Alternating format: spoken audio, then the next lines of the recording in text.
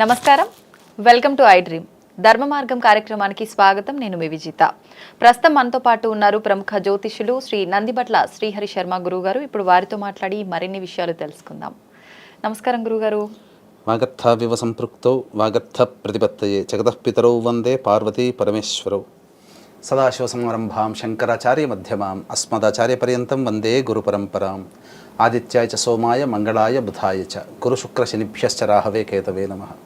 శృంగేరి జగద్గురు పీఠాధిపతులకి, కంచి పీఠాధిపతులకి నమస్కారములు తెలియజేసుకుంటూ కార్యక్రమాన్ని ప్రారంభిద్దాం. గురుగారు, మనకు శ్రావణ మాసంలో రాఖీ పౌర్ణమి వస్తుంది, రక్షాబంధనం అనగానే అక్క చెల్లెళ్ళు, అన్న తమ్ములు, సోదర బంధం ఎవరైతే ఉందో అందరూ కూడా రాఖీ పండుగని చాలా చక్కగా వైభవంగా జరుపుకుంటారు. అసలు ఎప్పటి నుంచి మనకి సాంప్రదాయం, ఈ రక్షాబంధనం అనే సాంప్రదాయం వచ్చింది? అసలు ఎందుకు? చాలామంది అంటారు మనం ఒకరి మంచి కోరుకొని, ఒక మేలు కోరుకొని ఒక రక్షగా కడతాం దీన్ని అని చెప్పి అంటుంటారు. ఇదంతా నిజమేనా? దాని గురించి అంతా తెలియజేయండి. ఇప్పుడు ప్రస్తుతం చూసుకున్నాం, లాస్ట్ ఇయర్ చూసుకుంటే పలానా టైంకి మాత్రమే రాఖీ కట్టాలి, ఆ టైంలో కట్టింది మాత్రమే లెక్కలోకి వస్తుంది, తర్వాత అసలు పనికి రాదు అని చెప్పి. నిజంగా అలా సమయం కూడా చూసుకొని కట్టుకోవాలంటారా? వాస్తవం, మీరు చెప్పిన దాంట్లో అన్నీ కూడాను అక్షర సత్యాలే. అంటే గమనించుకున్నట్లయితే ఇది ఆచారంగా వస్తూ వచ్చినటువంటిది. అయితే మనం గమనించుకుంటే ఈ యొక్క రక్షాబంధనం అనేటువంటిది ఉత్తరాది ప్రాంతం నుంచి మనకు వచ్చినటువంటిదిగా చెప్పబడుతుంది. అసలు మన ఈ తెలుగునాట అనగా ఈ దక్షిణాది రాష్ట్రాలలో ఈ యొక్క రాఖీ పౌర్ణమి అనేది కంటే కూడా ఉపాకర్మ లేదా శ్రావణ పౌర్ణమి అనేటువంటి విధానంతో మనకు ఆచరించే విధానంగా ఉంది. అంటే పూర్వకాలంలో ఈ యొక్క యజ్ఞోపవీత ధారణ కలిగినటువంటి కుటుంబాలలో ఉత్తరాయణంలో ఉపనయన సంస్కారం జరిపించి శ్రావణ పౌర్ణమికి ఆ యొక్క ఉపనయన సంస్కార వ్రతము సమాప్తం చేసి ఉపాకర్మగా దాన్ని చేసి తర్వాత విద్యాలయాలకి పంపేవాళ్ళు. ఈ విధానం అనేటువంటిది ఒక ఆచారంగా ఉండేది. అయితే ఉత్తరాది సంస్కారం నుంచి మనకు ఈ యొక్క రాఖీ పౌర్ణమి అనేటువంటిది వచ్చింది. అయితే ఈసారి వచ్చేటువంటి రాఖీ పౌర్ణమికి గొప్ప విశిష్టత ఉందమ్మా. పౌర్ణమి అంటేనే చంద్రుడు కదమ్మా. చంద్రుడి నక్షత్రం శ్రవణ నక్షత్రం ఆ రోజున ఉంది. ఉదయం 8:03 వరకు ఉంది. అలాగే ఆ రోజు సోమవారం అయింది. అంటే సోమవారం దేనికి సంకేతం? చంద్రుడికి సంకేతం, చంద్రుడికి వారం. అలాగే చంద్రుడి నక్షత్రం శ్రవణ నక్షత్రం. అలాగే పౌర్ణమి తిథి కూడా సంపూర్ణంగా చంద్రుడు 16 కళలతో నిండుగా భాసిల్లుతూ ఉంటాడు. కాబట్టి ఈ యొక్క సోమవారము శ్రవణ నక్షత్రము పౌర్ణమి కలిసినటువంటిది కాబట్టి మహాశ్రావణి అనేటువంటి యొక్క నామంతో కొలవబడుతుంది. ఇంతకుముందు ఎన్నో వచ్చాయి శ్రావణ పౌర్ణమిలో, కానీ ఈ విధమైనటువంటి కలయిక అనేటువంటిది రాలేదు. కనుకనే ఇది అలభ్య పుణ్య తిథిగా మనం చెప్పవచ్చు. అయితే ఈ యొక్క శ్రావణ పౌర్ణమికి సంబంధించినటువంటి గాథలు కనుక మనం చూసుకుంటే 3 గాథలు మనకు కనిపిస్తున్నాయి.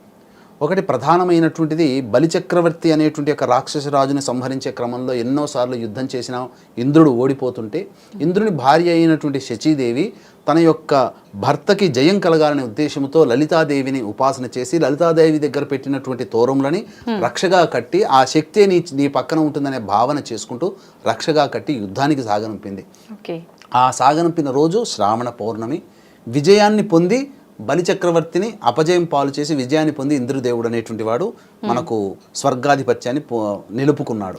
ఇక రెండవ సందర్భంగా చూసుకున్నట్లయితే బలిచక్రవర్తి కూడా అజేయమైనటువంటి విష్ణుభక్తి పరాయణుడు.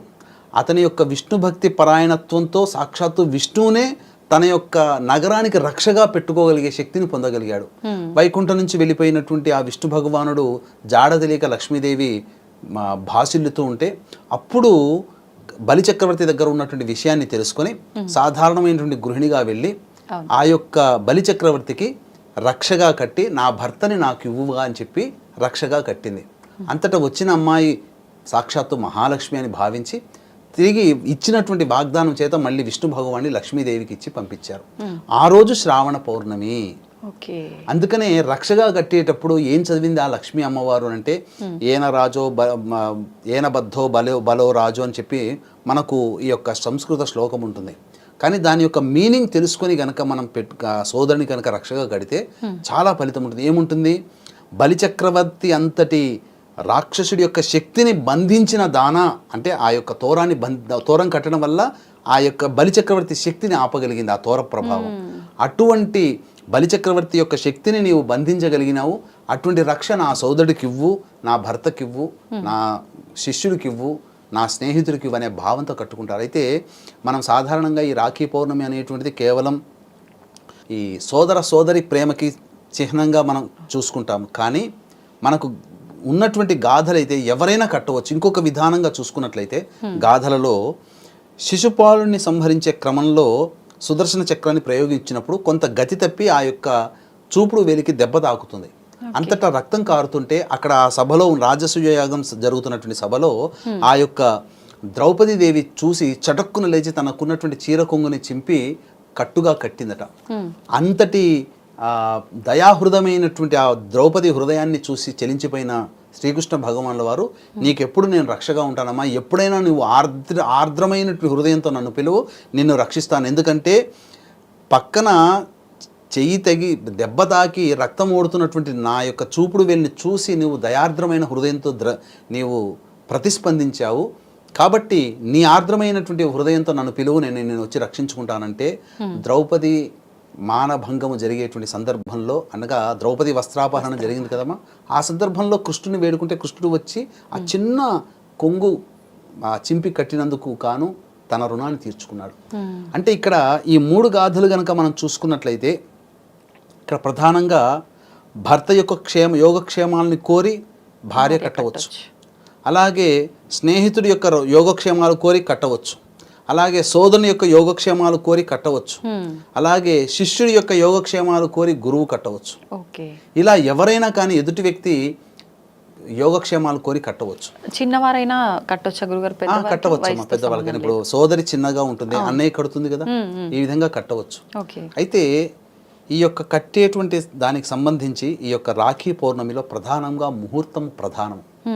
ఎందుకనంటే పౌర్ణమి తిథి ఉదయం 8 గంటల 3 నిమిషాల వరకు ఉంది. తదనంతరం ఆ పౌర్ణమి కాదు, శ్రవణ నక్షత్రం.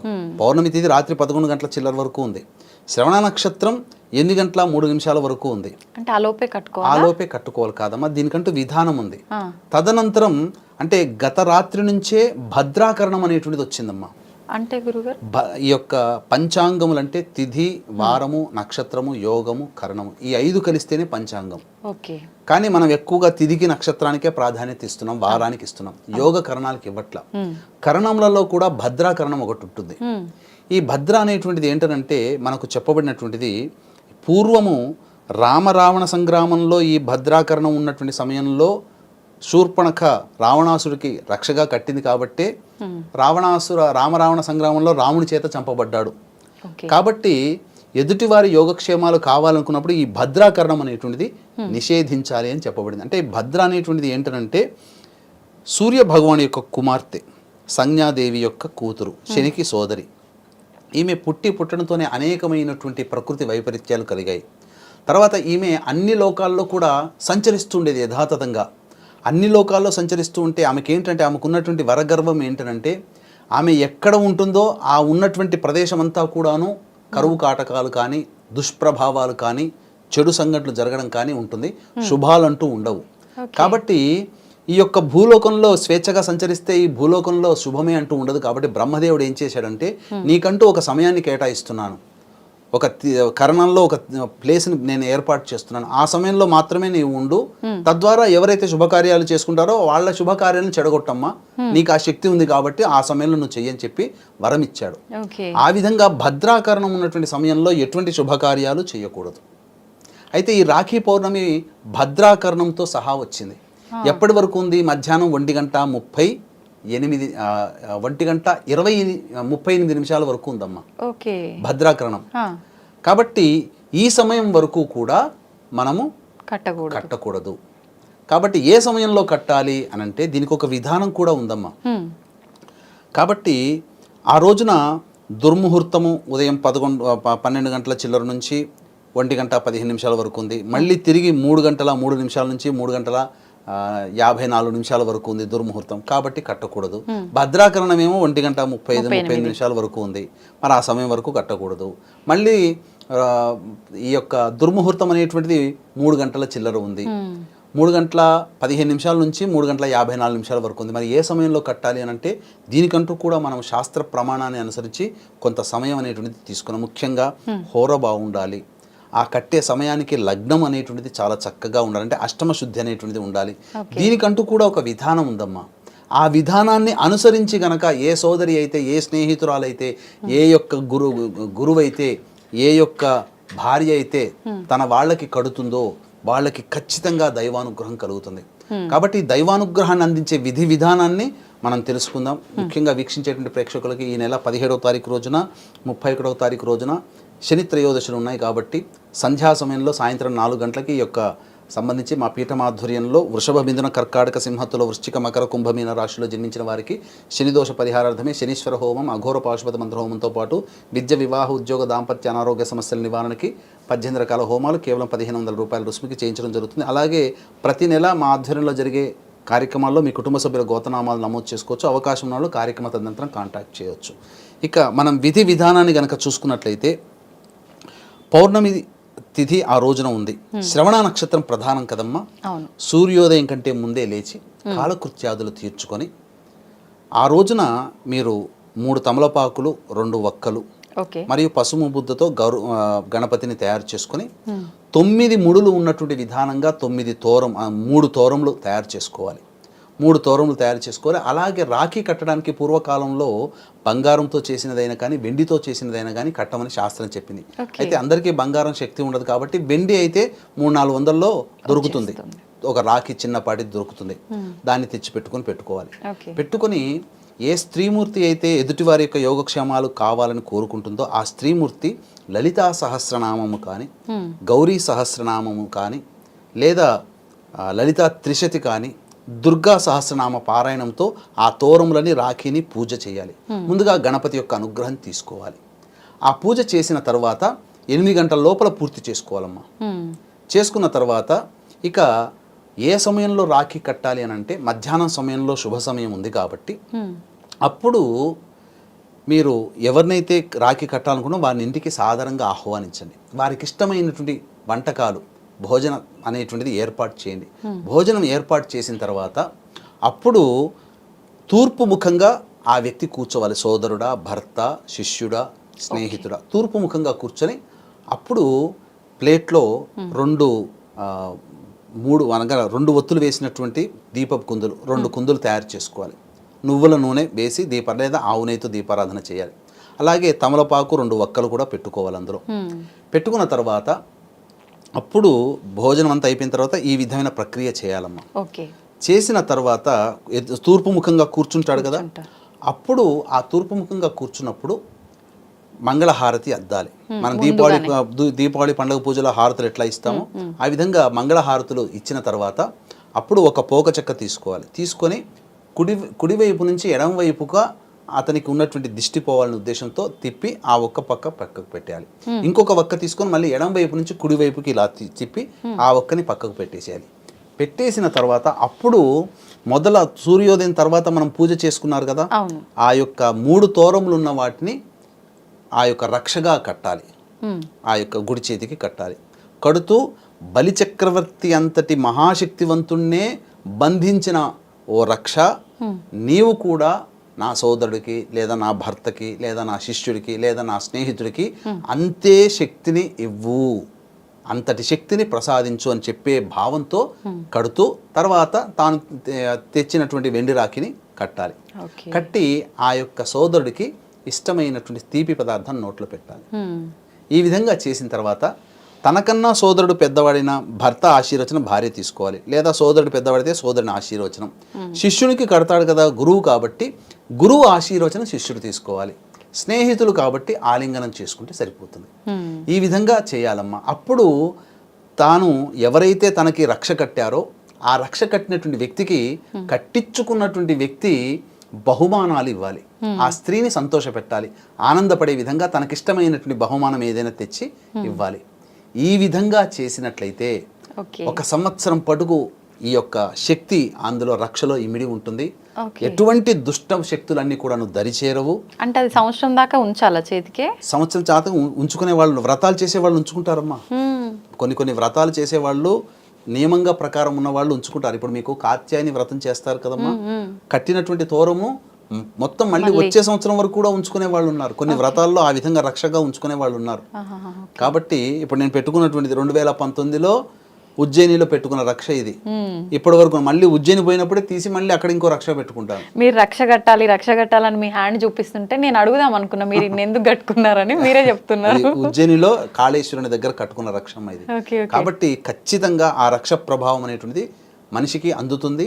ఇవి మనకు తార్కాణాలి రక్ష కట్టడం వల్ల వచ్చిన ఉపయోగాలు. కాబట్టి ఈ విధమైనటువంటి విధానంతో చేయండి. మరి ఏ సమయంలో కట్టాలి? మనం సమయం మర్చిపోయాం కదా. అవును, సమయం ఏ సమయం అనంటే 1:03 నుంచి 2:03 వరకు చంద్రహోర ఉంది. ఓకే. తరువాత 3:03 నుంచి 4:03 వరకు గురుహోర ఉంది. మధ్యాహ్నం 2:03 నుంచి 3:03 వరకు శనిహోర ఉంది. శనిహోరలో కట్టకూడదు. మరి 1:35 వరకు ఈ యొక్క భద్రాకరణం ఉంది కదా, ఆ భద్రాకరణం పోయిన తర్వాత 1:39 నుంచి 2:03 మధ్య కాలంలో మీరు రక్ష కట్టాలి. ఈ సమయం రక్షకి కట్టడానికి అనుకూలమైనటువంటి సమయము. 25 నిమిషాలు ఉంటుందమ్మా చాలు. ఆ 25 నిమిషాల్లో అందులో ఆ సమయం చంద్రహోర, పౌర్ణమి చంద్రుడికి సంబంధించిన తిథి, అలాగే సోమవారము చంద్రహోరలో కడుతున్నారు. మళ్ళీ లగ్నం గనక చూసుకుంటే ఆ సమయానికి వృశ్చిక లగ్నం ఉందమ్మా. వృశ్చిక లగ్నము స్థిర లగ్నము, అంటే ఏం చేసినా స్థిరమై కూర్చుంటుంది. కాబట్టి స్థిర లగ్నము వృశ్చిక లగ్నం అయింది. లగ్నాధిపతి అయినటువంటి కుజుడు చూస్తున్నాడు, అలాగే గురుడు కూడా లగ్నాన్ని చూస్తున్నాడు. శుభమంగళకరుడైనటువంటి గురువు లగ్నాన్ని చూస్తున్నాడు. పైగా ఆ లగ్నానికి అష్టమ శుద్ధి ఉంది. అష్టమ శుద్ధి అంటే ఏంటంటే ఏ మంచి పని చేసినా జన్మ లగ్నానికి కానీ లేదా ముహూర్త లగ్నానికి అష్టమ శుద్ధి అనేటువంటిది ఉండాలి. ఉంటే గనక ఆ చేసిన పనికి బలం పెరుగుతుంది, దాని యొక్క ఆయుష్ పెరుగుతుంది. కాబట్టి ముహూర్తానికి ఎంతటి బలం ఉందంటేనమ్మా, సరైన సమయానికి గనక విద్యారణ్య మహర్షుల వారు సూచించిన సమయానికి గనక రాజ్యస్థాపన గనక చేసి ఉంటే ఈనాటికి వారు కూడా రాయల వారి యొక్క వంశంలో మన పరిపాలనలో ఉండేవాళ్ళం. సమయానికి చేయలేదు కాబట్టే అక్కడ ముహూర్త బలము లేకపోవడం వల్ల 400 ఏళ్లే పరిపాలించారు. కాబట్టి ముహూర్తానికి అంతటి గొప్ప ప్రాధాన్యత అనేటువంటిది ఉంది. కాబట్టి వీక్షించేటువంటి ఐడ్రీమ్ ప్రేక్షకులు కూడా 1:38 నుంచి 2:03 మధ్య కాలంలో ఉన్న సమయము అమూల్యమైనటువంటి సమయముగా భావిస్తూ ఆ సమయంలో రక్షగా కట్టండి సోదరుడికి. తప్పకుండా మీకు అన్ని శుభాలు కలుగుతాయని చెప్పడంలో ఏమాత్రం సందేహం లేదు. అప్పుడు తప్పితే మళ్ళీ ఇంకా సమయం లేదా గురుగారు? సమయం అంటూ ఏమీ లేదమ్మా. తర్వాత 3:15 నుంచి ఎలాగో వర్జం ప్రారంభమవుతుంది, మళ్ళీ దుర్ముహూర్తం ప్రారంభమవుతుంది. కాబట్టి 3:03 నుంచి 3:15 ఆ 12 నిమిషాల మధ్యకాలం గురుహోరలో ఉంటారు. కాబట్టి ఆ సమయం చేయవచ్చు మధ్యాహ్నం. ఇది తప్పితే ఇంకా మళ్ళీ సమయం లేదమ్మా. గ్రహాలు కూడా అనుకూలించాలి కదా, అలాగే కట్టే సమయం కూడా మంచిదై ఉండాలి. ఎలాగో ఇంటికి సోదరుని భోజనానికి పిలుస్తారు, ఆ విధంగా కట్టండి. సంతోషం గురుగారు. నిజంగా అంటుంటారు ముహూర్తము, నేను విన్నంత వరకు లాస్ట్ ఇయర్ అనుకుంటా, ఈ టైం నుంచి ఈ టైంకి మాత్రమే రాఖీ కట్టాలంట, ఆ టైం మించిపోతే కట్టకూడదంట, కీడంట అని చెప్పంటే మీరు మీ చాదస్తం అనే టైప్లో ప్రతి ఒక్కరం కూడా అనుకున్నాం. కానీ ఇప్పుడు మీరు చెప్పింది వింటే అనిపించింది నిజంగా ఇంత బలం ఉంటుందా ముహూర్తానికి అని. చాలా బలం ఉంటుందమ్మా, చాలా బలం ఉంటుంది. కాబట్టి తెలుసుకోలేకపోతున్నాము. ఈ రోజున మీరు చూడండి, భవిష్యత్తులో ఒక మంచి వీడియో కూడా చేద్దాము. ఎందుకనంటే ఈ క్రోధినామ సంవత్సరంలో అనేక రకాలైనటువంటి దుష్ప్రభావాలు, ప్రకృతి వైపరీత్యాలు, యుద్ధ వాతావరణాలు పెరుగుతాయి. ఎందుకు పెరుగుతున్నాయి, రేపు వచ్చే మార్చిలో కల్లా ఏ విధమైనటువంటి పరిస్థితులు ఎదురవుతాయి అనేటువంటిది కూడా మనం భవిష్యత్తులో చెప్పుకుందాం. ధన్యవాదాలు గురుగారు. సర్వం శ్రీ ఉమామహేశ్వర పరబ్రహ్మార్పణమస్తు.